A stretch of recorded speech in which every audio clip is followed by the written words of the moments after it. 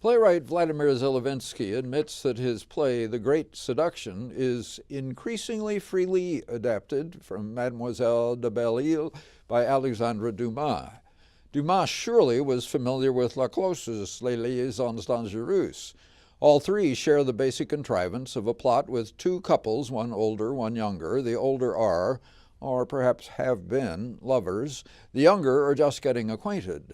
The older man, fancying himself a great lover, declares that he can seduce the younger woman within 24 hours. He makes a bet with the younger man that he can do so, not realizing that the younger couple have become well enough acquainted to develop a relationship.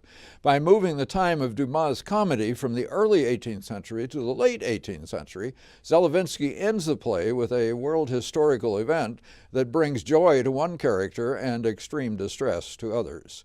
Until that point, The Great Seduction has been a comedy, sharing the character of the English Restoration comedies, worldly and witty, less cynical, I would say, than Laclause's dark piece. And Zelewski does borrow from Shakespeare a trick that seems to clear the way for the play to have a happy ending.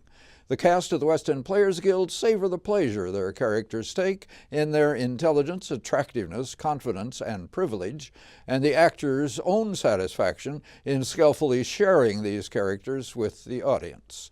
Director Steve Callahan has set the tone. Heather Sarton enjoys the full range of this style. Her character, the Countess de Bourbon, reacts at every instant with a glance of the eye, a shrug of the shoulder, a turn of the head, ever in command, though rarely obviously so. Jason Meyer's Duc de Richelieu, the Countess's lover, is quite full of himself, not unpleasantly so. He's not one to carry a grudge, but he brings to this play some of the Laclause play's nasty amorality.